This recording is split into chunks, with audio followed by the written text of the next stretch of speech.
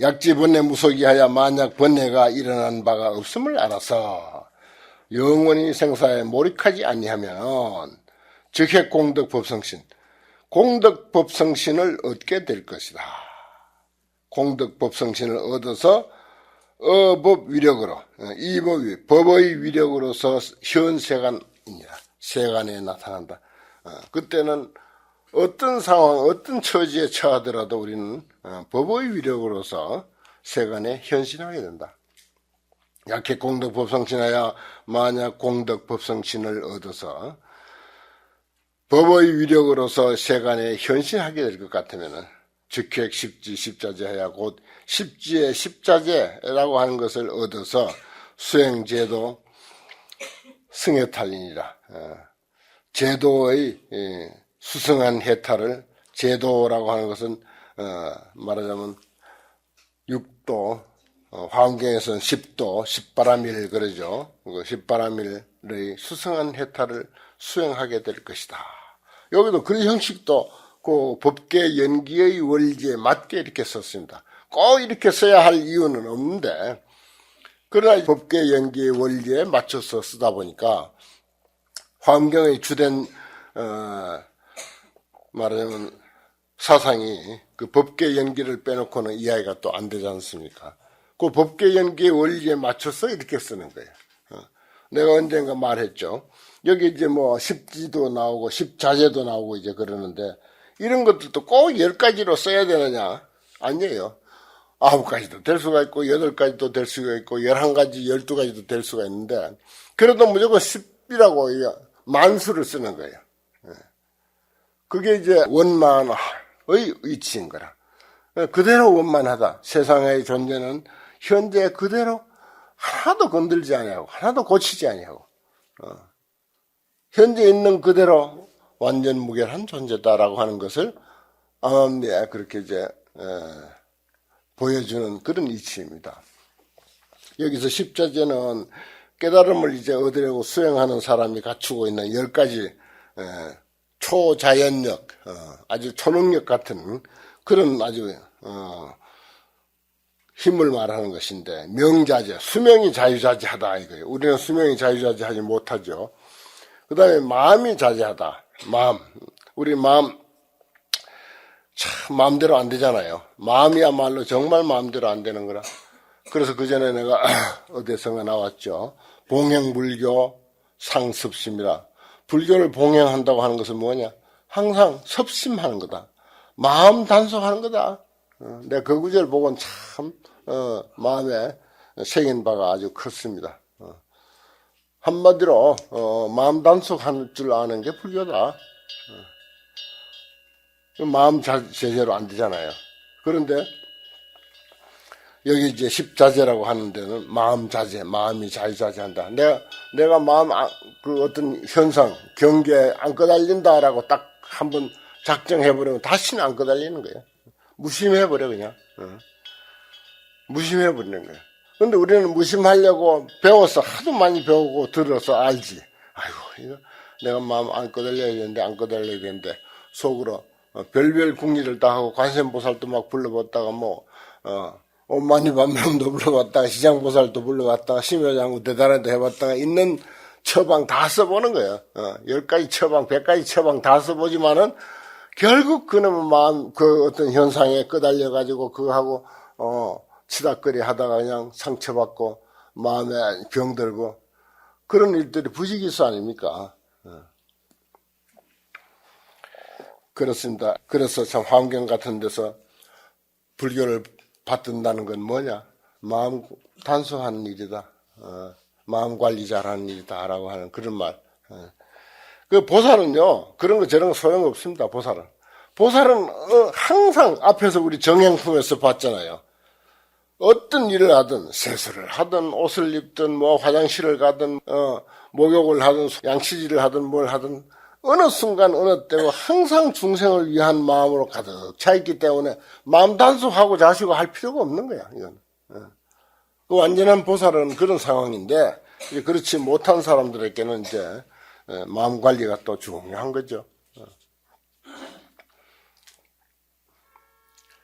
그래서 선방에도 주련 같은 데 이렇게 보면 단자의심 무만물, 만약에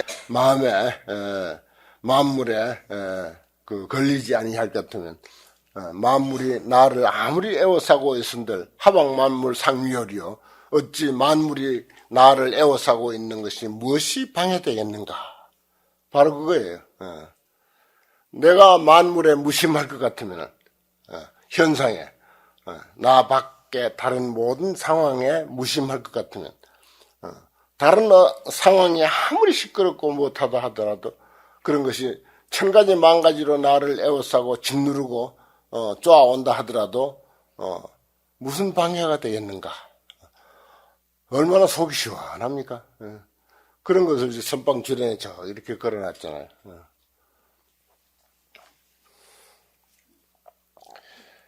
심자제, 또 재자제, 재물에 대해서도 자제하다 그랬어요. 업자제, 우리도 업은 자제하지 못하잖아요. 업령난사이라 해서 참 그 업 지어놓은 업 정말 그 어찌하지 못하는데 깨달음을 얻는 수행자에게는 업이 자제하다 합니다. 그 다음에 생자제, 태어나는 것도 자유자제하대. 우리는 업 따라서 태어나잖아요. 아니야, 보살은 태어나는 게 자제해. 그 다음에 승해자제라. 수승한 이해가 자유자제하다. 그 다음에 법에 대해서 자유자제하다. 그 다음에 원력이 자제하다 그랬어요. 원력이 자유자제하다. 그 다음에 신통이 자제하다. 그 다음에 지혜가 자유자제하다. 이렇게 해서 십지 따라서 10가지 자제를 얻는다. 그 다음에 약득 십지 십자제하여 만약 십지에서 십자제를 얻어서 수행제도 승해탈하면 제도를 수행하여 수서한 해탈을 얻을 것 같으면 직획 관정 대신통하여 곧 관정의 대신통을 얻는다. 관정은 이제 이마에 물을 부어준다. 정확한 이제 해석은 그렇죠. 이제 태자를 세울 때 왕이 이제 자기가 이제 다음 이제 왕위를 계승할 태자를 세우는 의식을 집행할 때 사해의 물을 떠다가 그것을 합해가지고 태자의 이마에다 부어주는 거 인도에서 있었던 일이죠. 지금도 뭐 그런 유사한 그 의식이 많이 있지 않습니까? 다른 종교에도 보면 그런 게 있고요. 그런 그 관습에 의해서 관정이라고 하는 말은 말하자면 십지 바로 부처가 되기 직전 부처의 장자의 지위를 말하자면은 관정이라 그렇게 말합니다. 그쯤 되면은 태자니까 혹은 이제 왕을 대신해서 왕노릇도 하는 거죠. 왕이 돌아가시면 뭐 바로 왕이고 설사 왕이 살아있다 하더라도 왕을 대신해서 왕노릇 할 수 있는 그런 지위가 관정위입니다. 그와 같이 바로 부처 직전의 지위를 말하는 거죠. 그 물이라고 하는 것은 여기서는 지혜수입니다. 거기도 지혜수가 따라요. 지혜의 물로서 머리에 부어준다 이 말이에요. 관정이라는 말이. 그러면 이제 그 지위는 대신통을 얻는 지위다 이 말입니다. 주어 최성 제3면이라 최성 가장 수성한 모든 삼매에 머물게 된다. 약격 관정 대신통 관정위의 대신통을 만약 얻게 되면 얻어서 최성의 제3매에 머물게 되면 저 시방 재불소에 고 시방 재불소에서 응수 관정 이 승인이라 응당히 관정을 받아서 관정 지위를 받아서 지위에 올라간다. 부처의 지위에 올라간다 이 말입니다. 여기서 승인이라고 하는 말은. 양어 시방 재불소에 만약 시방 재불소에 응수 관정 이 승이면 응당히 관정을 받아서 지위에 올라가면은 정몽 시방 일체불이 곧 시방의 일체 부처님이 손으로서 감로로 손수 감로로서 그 이마에 뿌려줌을 입게 될 것이다. 그 말입니다. 감로수라고 하는 것은 이제 불사를 이제 불교에서는 감로라고 그러죠. 죽지 아니한. 그 감노수라고 하는 말도 감노수를 마시면은 병도 사라지고 죽지도 않는다. 죽을 사람도 죽지도 않는다 하는 그런 이제 이야기도 있지 않습니까? 그와 같이 말하자면 여기서는 이제 생사를 초월하는 그런 입장까지도 포함하고 있습니다. 그것도 이제 한 부처님이 아니라 시방일체불이 그렇게 해준다 이거. 시방일체불이 손수 감노수로서 머리에 부어준다. 그 다음에 대용난칙이라 큰 작용은 측량하기 어렵다. 양몽시방일체불이 만약 시방일체불이 수의감노 관기증이면 손수감노로서 그 이마에 부어줌을 입을 것 같으면 계속 이렇게 연기적 그 형식을 택해서 글을 썼습니다. 법계 연기적 원리에 입각한 글이에요, 이게. 꼭 이렇게 써야 뭐 설명이 되는 것만은 아니죠.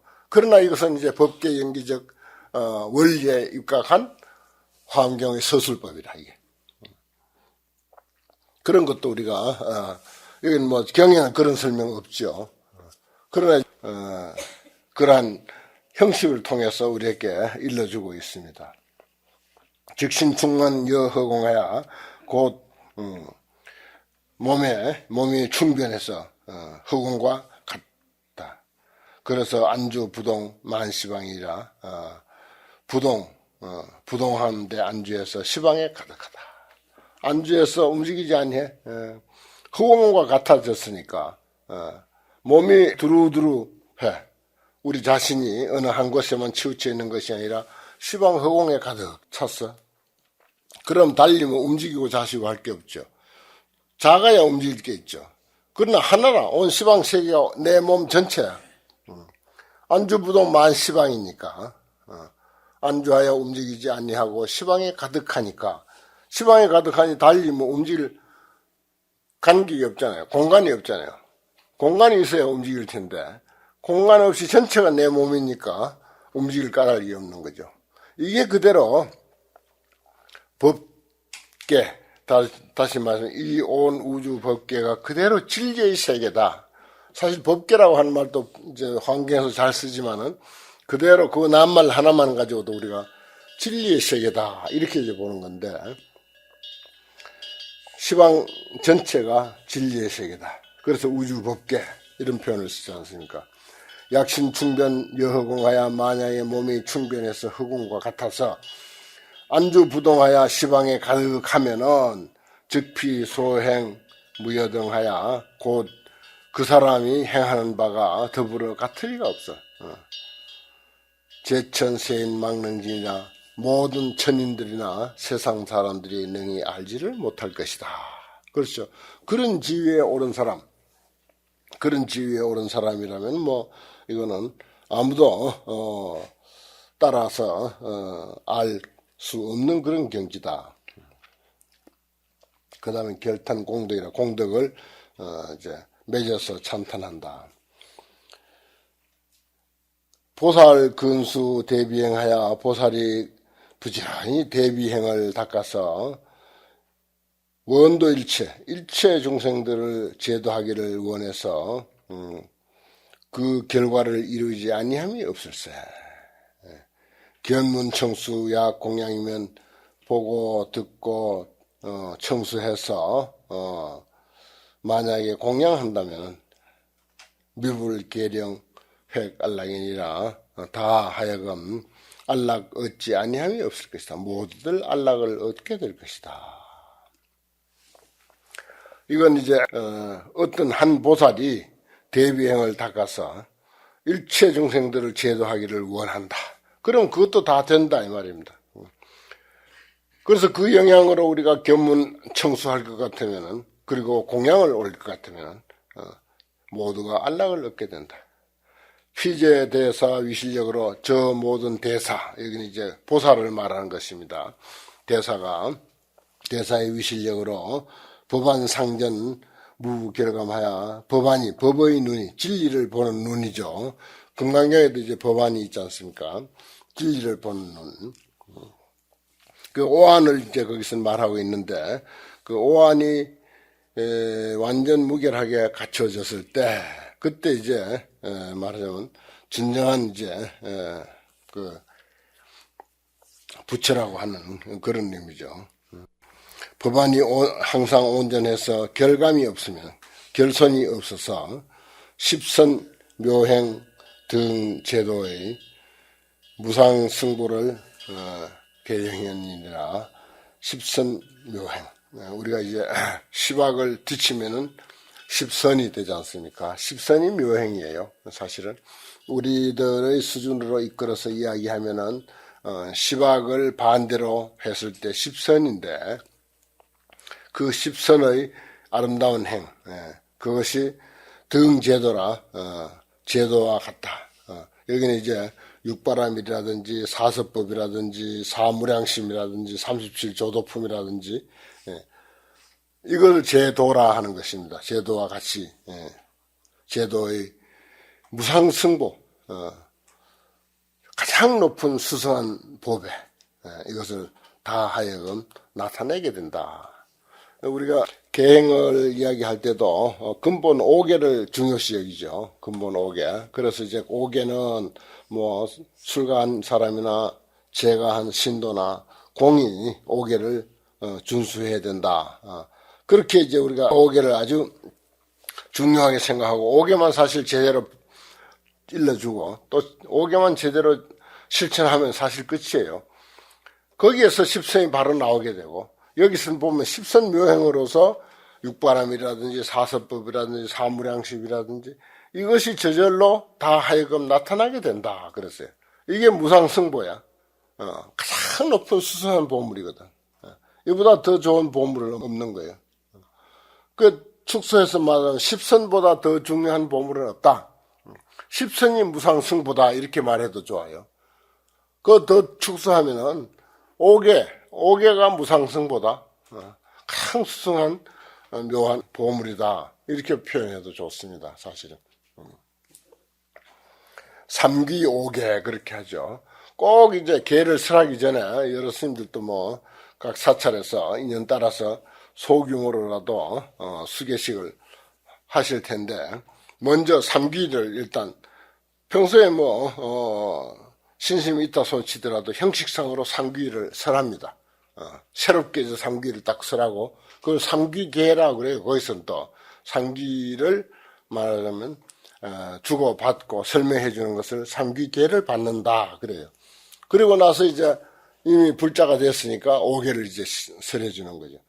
그러면 사실 그걸로 완벽한 겁니다. 걔는. 거기서 이제 뭐 팔관제계도 있고 10개도 있고 또 이제 보살 48개, 십중대계 48경국계 뭐 이런 것들도 이제 부수적으로 따르죠. 비유하자면은 그러한 사실을 비유하자면 비여대의 금광치가 비유하자면 큰 바다에 다이아몬드의 무더기가 있다. 그 위력으로서 생중보호대, 그 다이아몬드의 위력으로서 말하자면 온갖 그 보물을 거기서 나오게 하되, 무감 무정 영무진 연달하야 감함도 없고 정함도 없고 또한 다함도 없어. 부정불감이야 그야말로. 보살의 공덕치도 여견이니라. 보살의 공덕의 무더기도 또한 그러하니라. 보살의 공덕의 무더기가 결국은 십선묘행에서 온다는 것입니다. 십선묘행으로 통해서 오듯이 십선묘행이 다이아몬드 무더기, 바닷속에 있는 다이아몬드 무더기와 같대. 그 다이아몬드 무더기 그거면 다야. 무슨 보물이든지 그걸 더 지나갈 수가 없고 거기에 다 있어. 그래서 그것은 무감무정 영무진이라. 보살의 공덕의 무더기도 또한 그러하니라. 비유가 참 아름답게 잘 표현되어 있습니다.